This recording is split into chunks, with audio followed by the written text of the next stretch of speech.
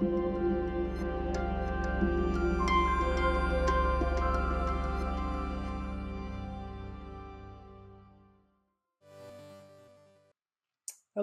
and thank you for coming to my Contract Killers talk on the legal ins and outs of video game publishing agreements. I'll be looking at some key provisions in publishing contracts and suggesting how developers can snuff out any red flags that could cause issues as you develop and launch your game. Before we get started, I'll just give you a little bit about me. My name is Tim Repa-Davies, and I'm a media and entertainment and games lawyer and partner at Sheridans, based in London, UK. I work with developers, publishers, and a host of other games industry professionals on a wide range of matters, including, unsurprisingly, video games publishing contracts. And that's what we're going to look at today in a little bit more detail. What I hope to bring to this talk is my insight in acting for lots of indie devs and ethical games publishers in publishing contract negotiations. If you have any questions after the session, then please feel free to reach out to me on any of the methods that I've listed here. If you'll forgive me from doing a quick plug before we get started, I'm also a passionate mental health advocate, and I'm very fortunate to work as a trustee at Safe in Our World, a video games mental health charity that advocates for better mental health awareness and support for games industry professionals as well as players. If you'd like to know more information, or if you'd like to make a donation, or if you'd like to get involved, then please visit safeinourworld.org for more information. So a quick disclaimer before we get started. So while I am a qualified lawyer, sadly this talk is not legal advice. It should be treated as legal education and guidance concerning publishing contracts. It is also not a definitive list of things that you can or should change during a negotiation process. While I'll do my best to run through as much as I can in the time we have, we still might not have enough time to cover everything that goes into a publishing contract and all those things that you might want to change, or that might be nice to have changes done when you do that, go through that process. We could easily stretch this to another 2 to 3 sessions. I suspect that might be a bit boring, so we'll just keep it to this one for now. However, I have written some articles that you can find on Gama Sutra, also under the Contract Killers name. So if you want more information or reading after the session, then please feel free to look those up. I'm also trying to keep this talk a little bit more commercial, so we're not going to look at necessarily the boilerplate things or reps and warranties that might come into a contract. But if I can give a shout out to my fellow legal professional, Chris Reed, who has given numerous talks at GDC in years past, I would highly recommend checking out his Practical Law 101, 201 and 301 series that you can find in the vault and on YouTube. Well worth checking out. So my goal of this talk, I want to give developers confidence heading into a negotiation with a publisher that it is okay to ask for certain things in your contract to be changed. My main reason for doing this? Well, publishing contracts are inherently drafted in the publisher's favour. After all, they would have probably engaged a lawyer to draft it for them, or it might have been someone internally, either the producer, business development person, that would have drafted it for the publisher. So they've been drafting it from the perspective of protecting their business. So by default, the contract that any publisher gives you is going to be against you, and that might even include situations where you as the developer haven't done anything wrong and you're not at fault. So this is what I want to rectify. Now, it's unlikely that you can expect a publisher to sign your game on completely different terms from the contract they've given you. And the end result of any negotiations is unlikely to be a symmetrical contract whereby both developer and publisher have equal rights and obligations. The publisher is always going to win on that one. But the end result of any negotiation should be a compromise, and it should be a compromise that both sides are happy with. So to meet this aim, we'll be looking at some reasonable and fair changes that developers could think about making. And if there's any publishers listening, and I hope there are, then these could be fair and reasonable changes that you might reasonably consider accepting.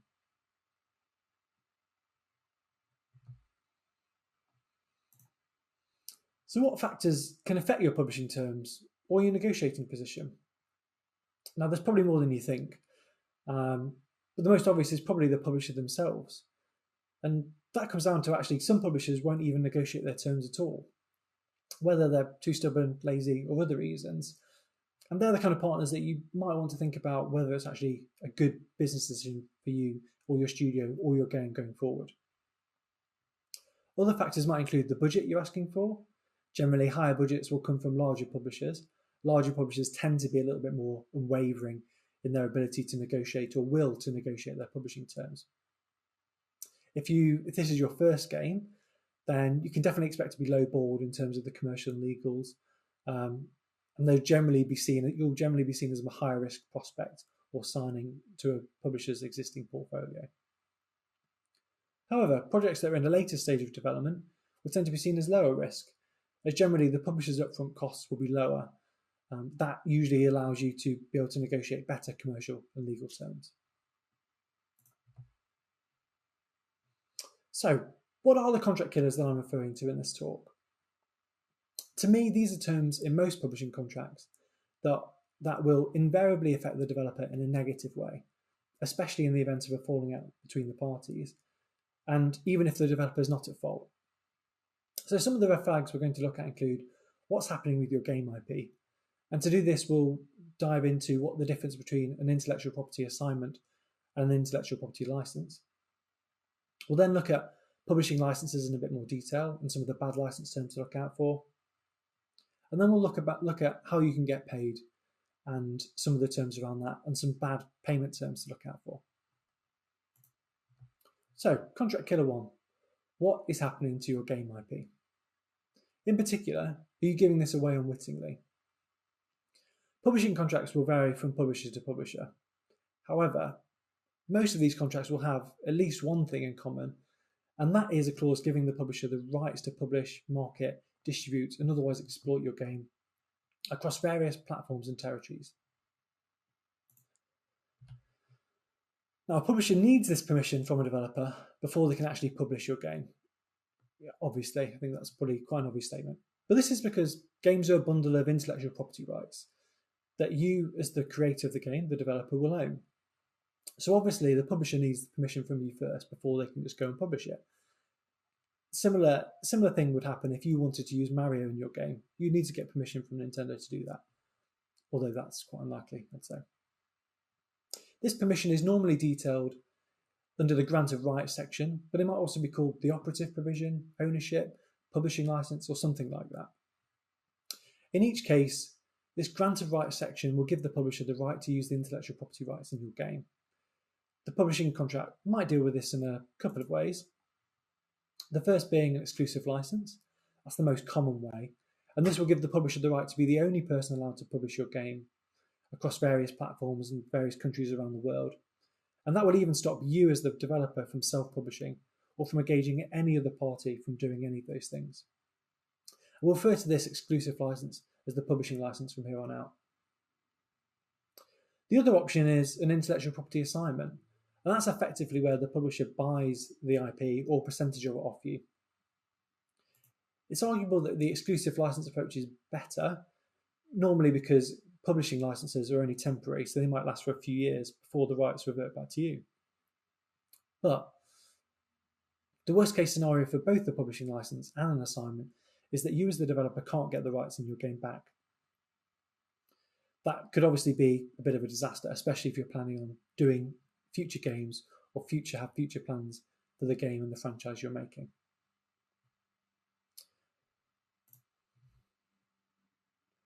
So let's look at assignments in more detail. So how does an assignment work in the context of assigning rights in a video game? When people talk about assignments, they're really talking about a transfer of ownership. So think of it like selling a car. Person A, the current owner of the car, sells the car to person B for money. Naturally, person B is now the new owner of the car. Person A can't then use it again, but they have been compensated by receiving money in return. For video games, the transfer and assignment we're talking about is that of all the intellectual property, I'm just going to refer to that as IP, that goes into the game, and any other materials relevant to the game itself.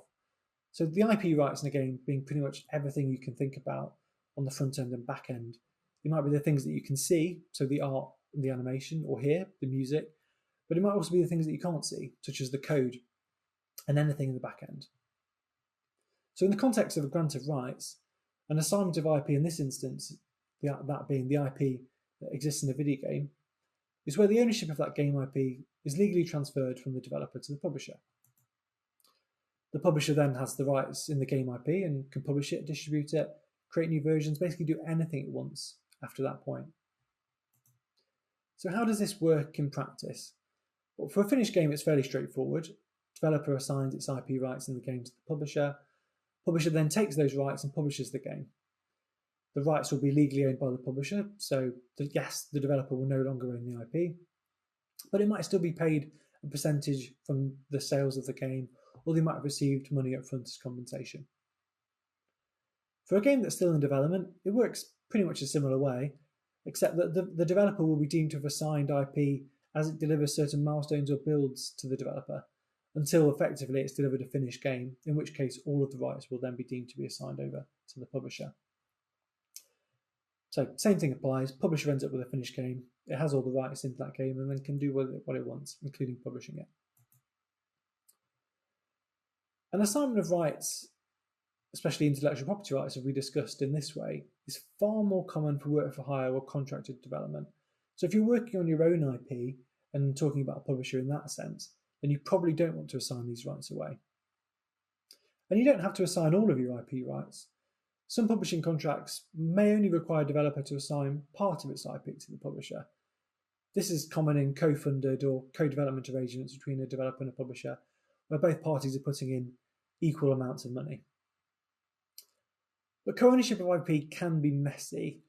It's not like real property, so like houses, flats, buildings, and the like, where lines can easily be drawn about who owns what or who has access to what.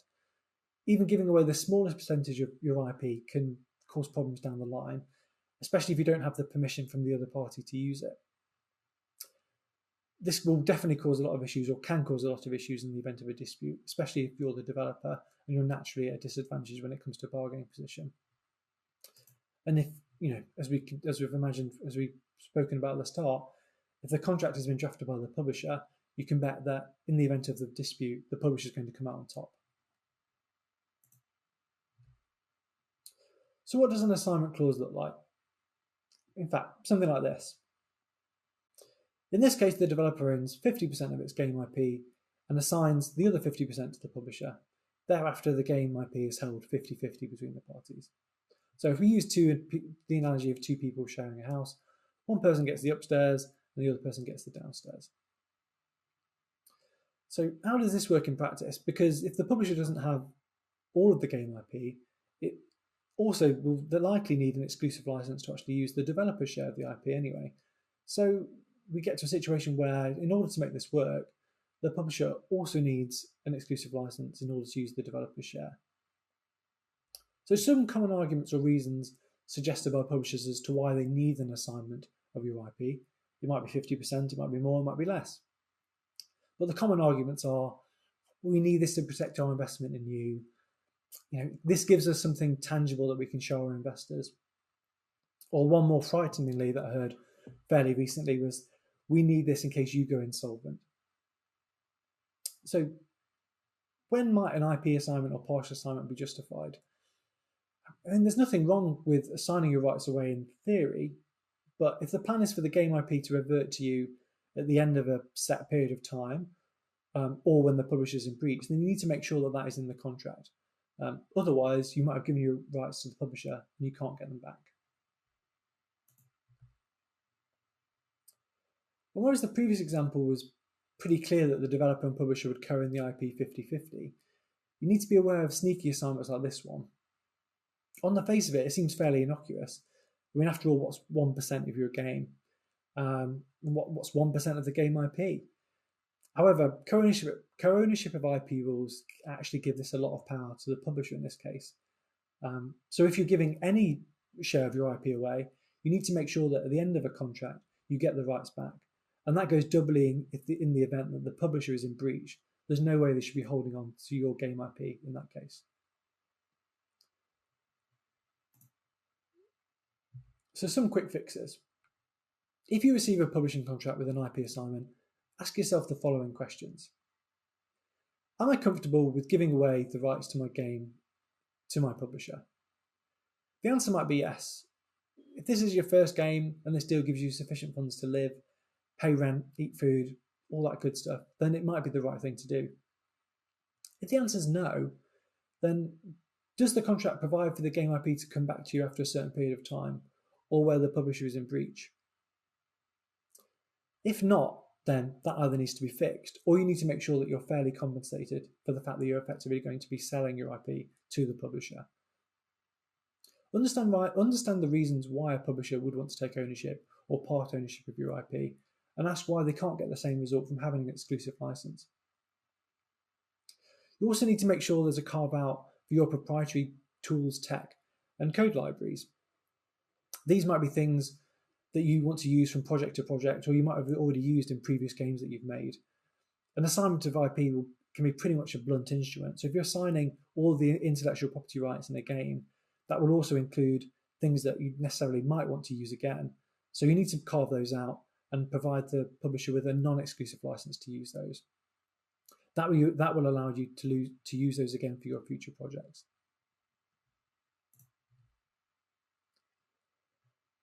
Exclusive licenses are far more common than IP assignments in terms of how a publisher gets the permission from you to publish your game. This license will normally give the publisher sole permission to publish, distribute, and otherwise exploit the game across various platforms and countries for a set period of time. In granting this permission, you're also going to exclude yourself as the developer from being able to sell the game during this time. However, if it's done wrong, an exclusive license can also be equivalent to an IP assignment or an IP transfer, and you can easily lock up your rights with the publisher if you're not careful. So an example of a publishing license looks like this.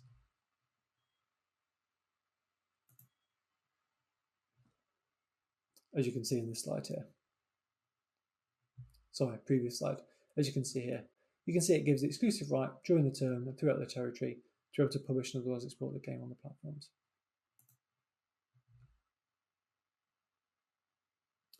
So as you can see from that example, a publishing license is normally limited in the following ways.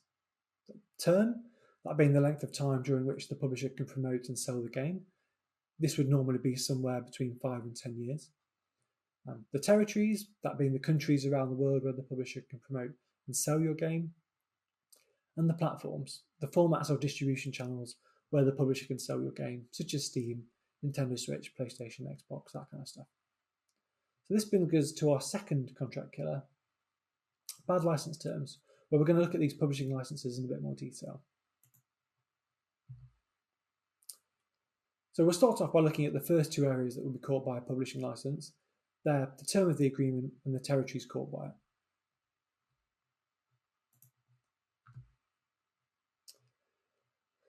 So here's an example of a pretty standard definition of a publishing license term, describing how long the publishing license will last for. So as you can see, it says 5 years, and that's nice, within the standard range we'd most likely to see. But be aware of the second part that's highlighted in red here. It's actually 5 years from the last version of the game that's released.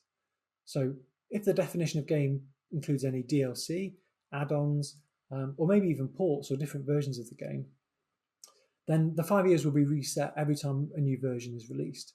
So you need to be aware of that. So check the publishing term quite carefully. As we mentioned earlier, the exclusive part of a license is the permission given to the publisher to do certain things to the exclusion of anyone else, and that includes you as the developer. So normally these publishing licenses are granted for a set period of time, that being a fair amount of time for the publisher to have a fair crack at publishing your game, normally between 5 and 10 years, but they vary from publisher to publisher. So you need to be aware of long license periods. For example, if a publisher's license is lasting for 25 years, like in the bottom example here, or you need to be careful where a publisher takes the rights to your game in perpetuity, like the top example, that's obviously perpetuity meaning forever. In that case, you need to be prepared not to get your rights to your game back. And that's even where the publisher's not doing a good job. So how do you fix it? Well, simple answer, ask for a shorter license period.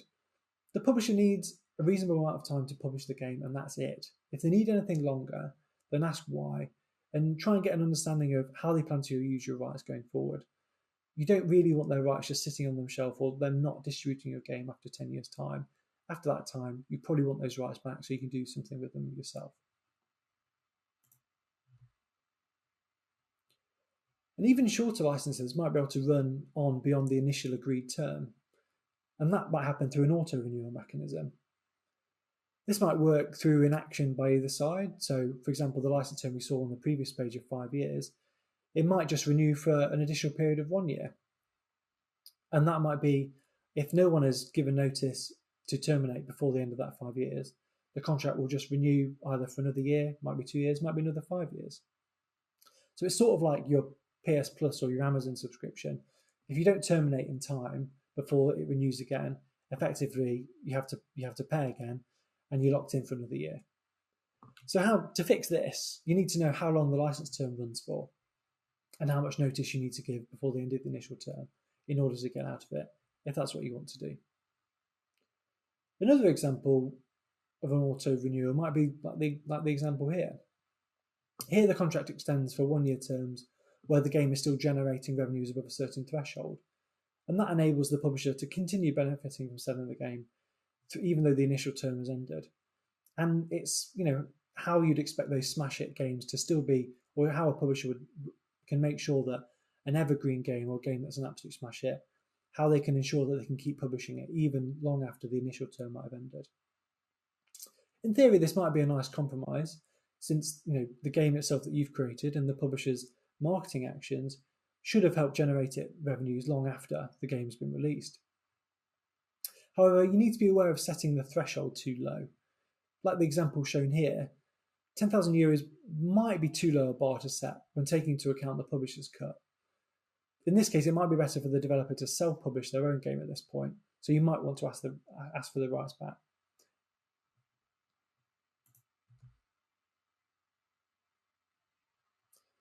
Let's look at how far a publishing license can reach.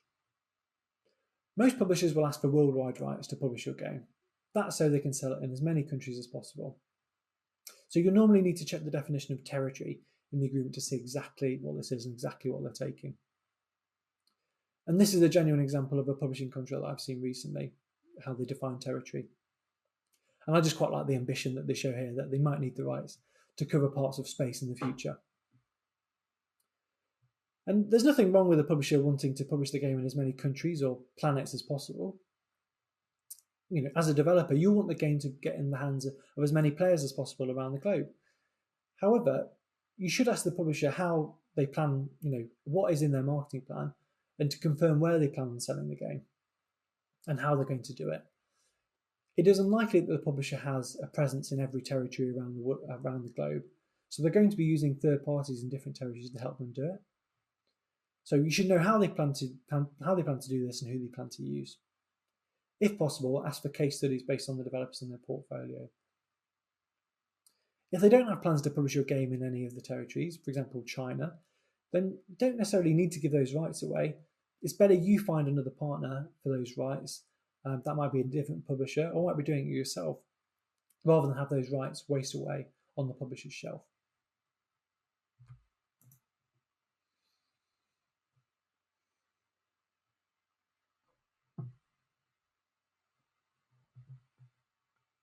So contract killer number 3.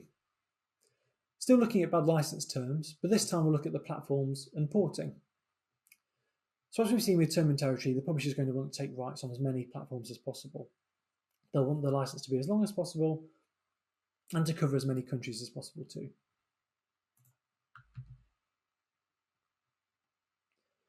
As you can see from this example, the publisher is asking for rights to pretty much all platforms. And that also includes a catch-all so that they can put the game out on any next generation platforms that arise in the next 10 years. So yeah, it's pretty broad.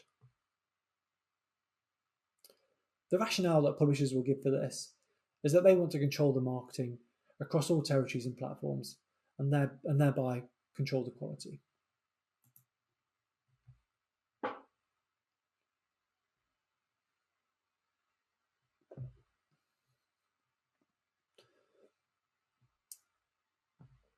However, if the publisher is taking rights for all platforms, you should check whether you have to deliver a version of the game for all of the platforms too. So first off, check what are you being paid to develop. If you're only developing the Steam version of the game, and that's the only version you're going to deliver to the publisher, then you need to include that in the contract. Otherwise, you might be on the hook to develop console versions as well. A key thing to check might be including in PC versions. PC might also include Windows, but it might also include Linux and Mac OS. If you don't have the ability to develop for Linux and Mac OS, then you might want to exclude that, and you might want to specify that PC means a Windows PC only. If the contract is clear as to what platforms you're delivering, then you should ask who's going to be developing the other platform versions. If they don't have plans to develop these right now, then ask why they need the rights right now. If the publisher is only providing with funding for the Steam or PC version, as we mentioned, then you shouldn't necessarily have to lock up the rights for console, mobile, or other non-funded platforms with that publisher, unless they've shown you that they do have specific plans to create versions for those games and those platforms, and that they're going to cover the cost of doing so. Rather than locking up those rights to the start, a more developer-friendly approach might be to give the publisher a first option to publish on those platforms, or to fund the publishing and fund the development and publishing of those ports or console versions. That means they don't get the rights initially to make them, but they get first dibs in case they want to fund them or develop them down the line, or in the event that you want to find an alternative funder or third-party partner to fund and develop them. So that's a fair and reasonable approach for both sides, since the publisher gets a fair chance to fund those ports at a later date, presumably once they've seen how well the game is sold on the initial platform that they're funding you. But it also allows you as the developer to explore other options in the event that the publisher doesn't actually pick that option up and they aren't interested in publishing the game on those consoles.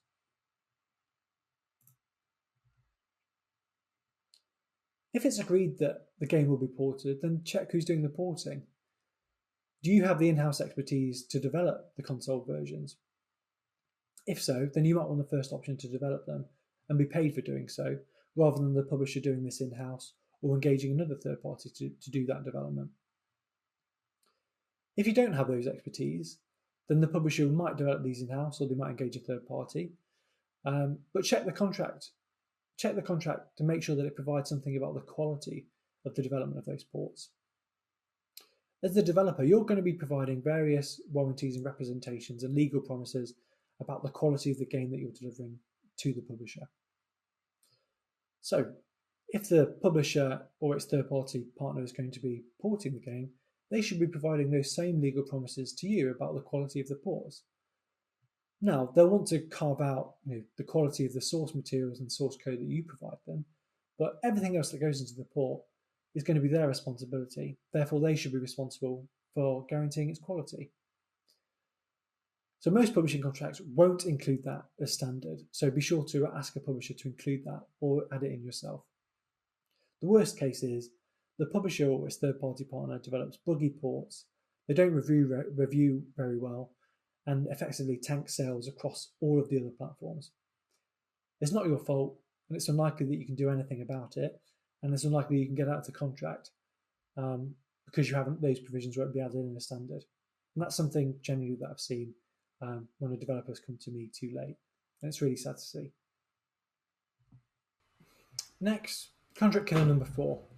Still bad license terms, and hopefully this shows you how much there is to think about when it actually comes to looking at the publishing license and what it covers. In reality, a publishing license is likely to extend beyond just your game. For example, many publishing licenses include rights over merchandise, such as the game's soundtrack, but it might also include other things as well. So it might include rights to publish future games, like sequels or prequels, for example, games set in the same universe. But it might also include just the next game you make, full stop.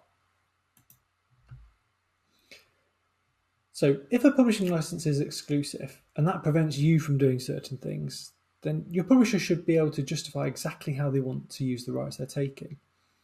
So there's some additional things to check through in respect of a publishing license scope are as follows. Sequels, prequels, and spin-offs. Does the publishing license extend to other games that you might develop in the future, like these? Does the publisher even have a plan to publish these in the future, like now or in the future? If not, then why lock them up?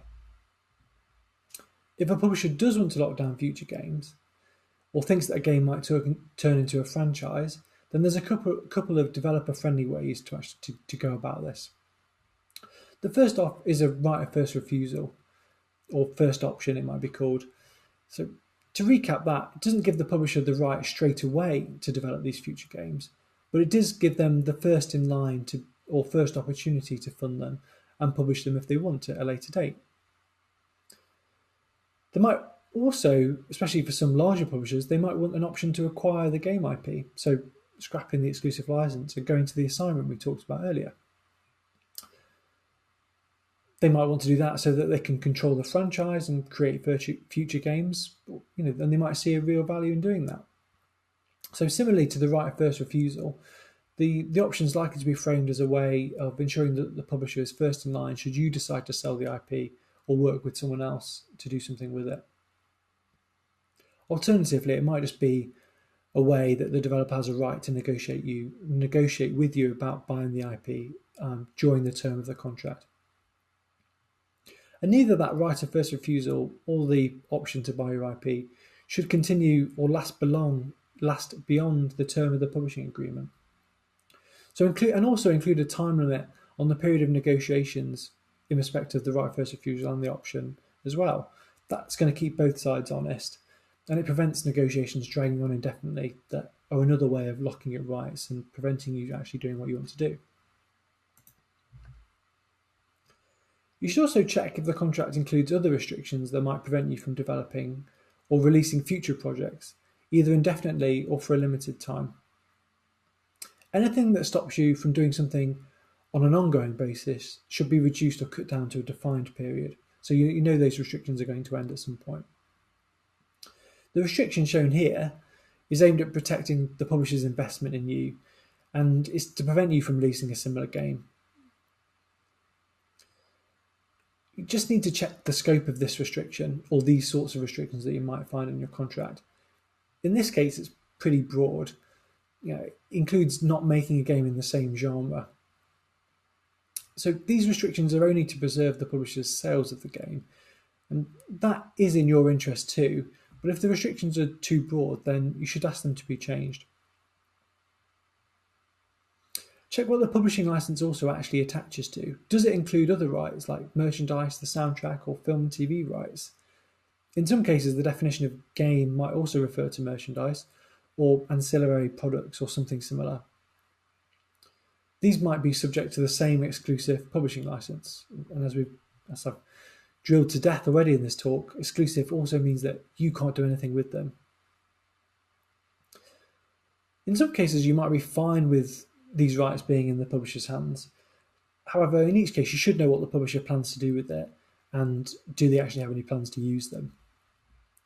Also, if you've already signed merch deals with companies prior to signing with the publisher, then your exclusive license with the publisher might also cut across that, and it might put you in breach of the other deals you might have already signed.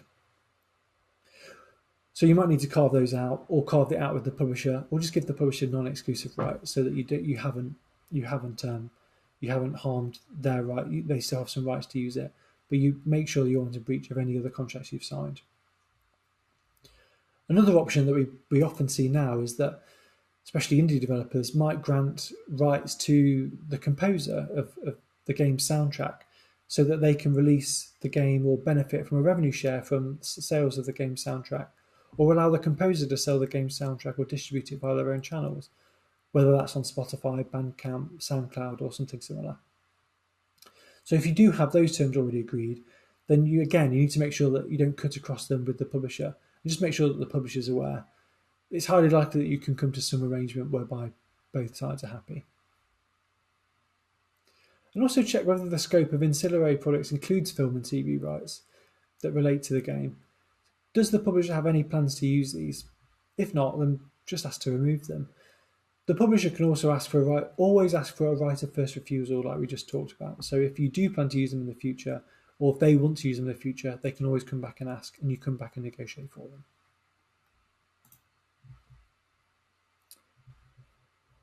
So now that we've looked at bad license terms, let's turn our attention to how you actually get paid. So the primary reason for most developers wanting publisher support is access to funding. That might be cash during development so that you can actually help finish your game. Also, helps pay the rent, helps you eat and live. And we'll refer to these development payments that you receive prior to the launch of your game as front-end payments. But obviously publishers also have a great marketing reach, so they might also be providing with revenue payments as well, that being revenues generated from the sales of your game. And we'll call these back-end payments. So for this section, we'll look at those bad payment terms that might affect how you get paid during development. So what are front-end payments? So as I've just alluded to, these front-end payments are made by a publisher to you during development. They usually come in the form of development fees, development advances, but you might also see them referred to as guarantees or MGs, something like that. So for simplicity, I'm just going to refer to them as front-end payments, that being fees you received prior to the release of your game. Now, it's unusual for a publisher just to hand over cash to you without any sort of control in place. So as such, front-end payments are going to be tied to a couple of things.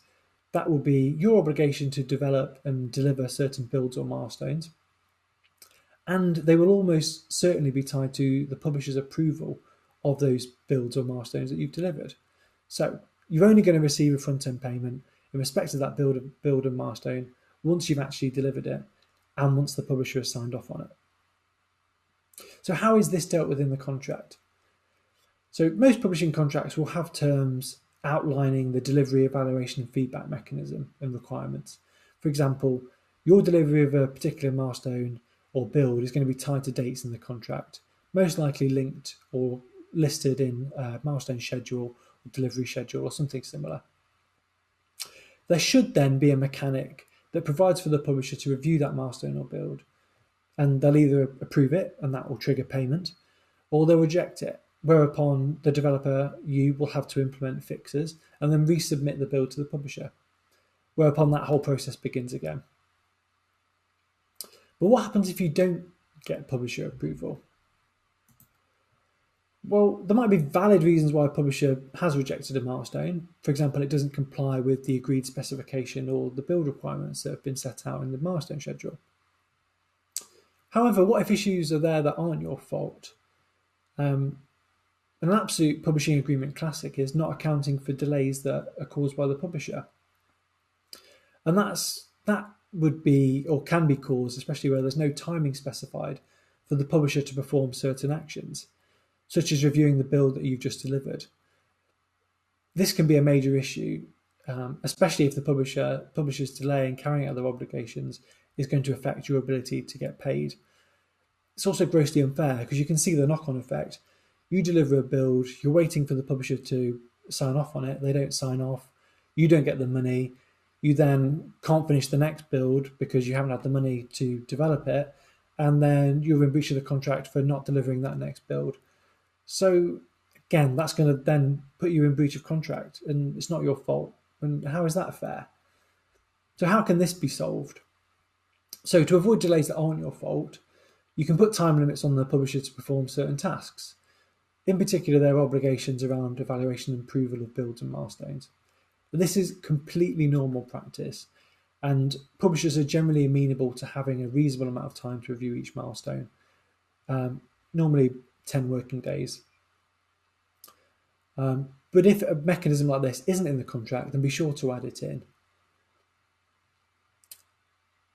But what happens if you still haven't received a response after that time limit is up? Well, it's also common practice for a developer to ask for automatic approval if the developer hasn't given its approval or rejection within the agreed time limit. That will be approval for the purposes of payment only, I might add, but it's usually a fair compromise because it means that you can get paid and you can invoice for the next milestone and start working on that. But it also allows the publisher to ask you to make changes or fixes to that build in the event that it's broken or there's bugs that need fixing.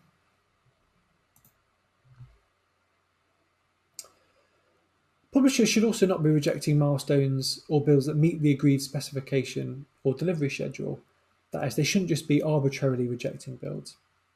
So if it isn't already included in your contract, then you need to be sure to add in a requirement on them to provide reasonably detailed feedback where there is any rejection. The whole point of the evaluation and review process is so that the development of the game stays on track. And the publisher will guide that development in the event that it goes off course. So any feedback or rejection that they give needs to be sufficient, or should be sufficient, for you to be able to make the necessary changes to the build in order for it to comply with the agreed specification and delivery schedule.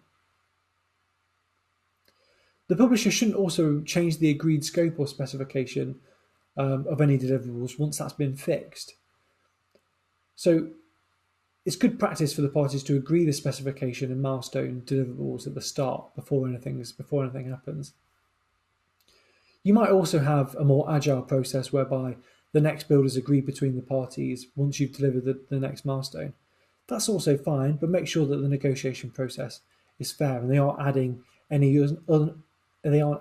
unreasonable features that require more time, money, or resources for you to actually implement. So check if you've got the creative control and vision of the game, that you have control over that.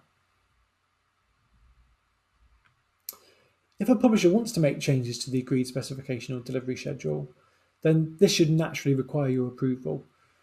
As a rule of thumb, any changes that require more time, money, or resource, that being you need to bring more people onto the project to help, should be seen as outside of the agreed specification. That's not to say you and the publisher can't agree those changes at a later date if you want, but you should be ensured that you're paid for any extra work or deliverables. And that would normally require an amendment to the contract to adjust the agreed spec and reflect the fact that you're going to get paid a bit more in order to do it. To avoid this scope creep, you want to make sure that the contract should include a change mechanism in order to avoid that. And that scope creep term is normally associated with freelance or work for hire arrangements, but it can also play a part in publishing agreements too. And you need to check the timings and cash flow and how long it is going to take you to get paid. One of the final points of this section is to understand how long it takes for the publisher to actually send you the money, and then how long it's actually going to be until it hits your bank account. So always check the payment terms of any contract. The payment terms are the length of time that the publisher takes to make a payment. In particular, you need to check that make sure that this doesn't leave you in a bad cash flow position. An example of a standard payment term might be 30 days from publisher's approval of a milestone. So that means once the milestone has been approved, then you still have to wait 30 days for the money to hit your bank account. If we take a step back as well, and if you factor in the fact that a publisher might have 10 working days to approve a milestone or review a milestone, then there might be additional time added on until you actually get the money from the publisher, especially if there's been a round of reviews or fixes. So make sure that this doesn't leave you in a bad cash flow position. If the publisher's payment terms are too long, then ask if they'll change them. You shouldn't put yourself in a bad financial position, and most publishers are happy to move milestones around to make sure that you aren't left in the lurch and make sure that you do have money to live while you're making the game. So contract killer number 6. So still looking at bad payment terms, but this time on the back end. That being money that the publisher pays to you once the game's released. So back-end payments are usually in the form of a revenue share, but you might also see it called royalties, profit share, or distributed earnings, or something similar like that. Essentially, it's a percentage of the revenues that the publisher has received from selling your game.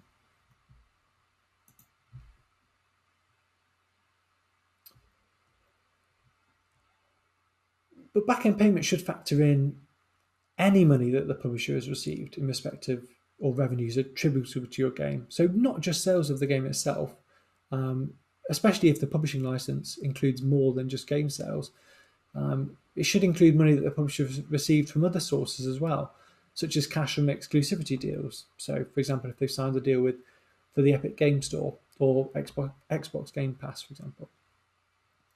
If your game includes this functionality, then it should also include in-game purchases or in-game advertising. If merchandise is caught by the publishing license, then you'd also expect revenues from merch sales to be included in this definition too. And don't forget, if they've got the film and TV rights, you should make sure that you're paid if they ever use them or utilise them. The back-end payment is going to come to you after the publisher's made certain deductions. So it's unlikely to be a percentage based on the gross revenues that the game has generated, that being the total amount of money based on number of sales multiplied by the actual sale price of the game. Far more likely is that any back-end revenue share is going to be calculated as a percentage of net revenues. That's the amount that's left over once the publisher has made certain deductions from gross revenue. So how much does your publisher cost and what deductions are they making? Publishers are not doing business with you for free, and like most businesses, they will want to make a profit. And a publishing agreement gives you an indication of how they're going to make that profit from you and your game. So to guarantee a return on their investment, most publishers will aim to recover their sunk costs incurred in publishing a game before paying any back-end payments.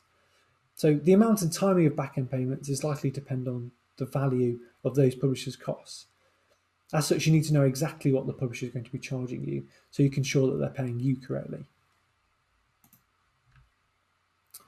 So to do this, you need to check the definition of permitted deductions or net receipts and net revenues to determine what the publisher's costs are. So publishing contracts will deal with this and the publisher's costs in different ways. A common example is to have a list of permitted deductions or agreed recoupable costs that the publisher can deduct from gross sales revenue. An alternative approach is to have a definition of net revenues or net receipts, that being the amount of money left over once the publisher has deducted its costs. And in that definition, there should be a list of deductions that they're taking. In either case, it's not unreasonable for you to ascertain exactly what the publisher's costs are, and you should be asking for evidence that they've incurred them and exactly what they've been spending. If a publisher is providing you with front-end payments or advances, then they'll normally ask to recoup those first as well. Ditto with other publishing costs such as marketing, localization or QA, depending on what services they're doing for you. However, if a publisher is looking to recoup any internal costs, particularly relating to marketing, porting or QA services, then you should query the value of those. Internal publishing costs can be easily inflated, and they might not actually represent good value to you as the developer.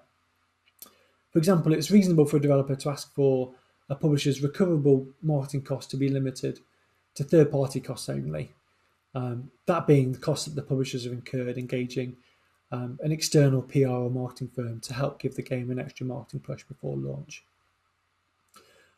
Publishers should also be able to evidence its incurring of any of these publishing costs. So ask to see evidence of invoices of third-party suppliers so that you can verify that against the statements or information that the publisher is providing to you. And as a matter of course, most publishing contracts will include audit provisions, and that will allow you to check the publisher's accounts and sales records to make sure that you've been paid correctly. If a term like this isn't included in your contract, then make sure to add it in. It's fair and reasonable to make sure that you get paid. So having an ordinary audit provision like this is seen as customary. Check your payment terms again. As with front-end payments, the publisher will usually set out the timescales for paying the back-end payments as well. So again, you need to be sure what these are and change them if you think it's going to cause you cash flow issues. So in particular, in respect of the timing of back-end payments, you should check the following. And this might not also be the timing, but also the detail that you're getting as well. So first off, is the publisher providing you with a royalty statement? So if they are, it's not unreasonable to ask for you to provide information or a statement based on revenues on a monthly or quarterly basis. So they might provide a statement showing a breakdown of game sales across platform or territory, or any other information that you might reasonably ask for. So if that detail isn't in the contract, then you can always ask for it to be added in. And some publishers will have example royalty statements that they use, and they might provide those to you before you sign the contract, so you have an idea of what this looks like.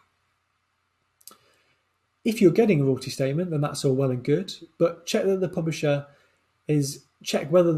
publisher provides you with the statement first before it pays you, or if it pays you at the same time. Because if they're providing the statement to you first, then that might inadvertently extend the amount of time until you actually receive the money in your bank account. So check that time period in the contract, and then check how long it takes for them to pay you after you've received that statement. And then you need to calculate how long it's actually going to take for them to actually receive the cash in your bank For example, some publishers' payment terms might be 45 days from the end of the month in which they've received revenues.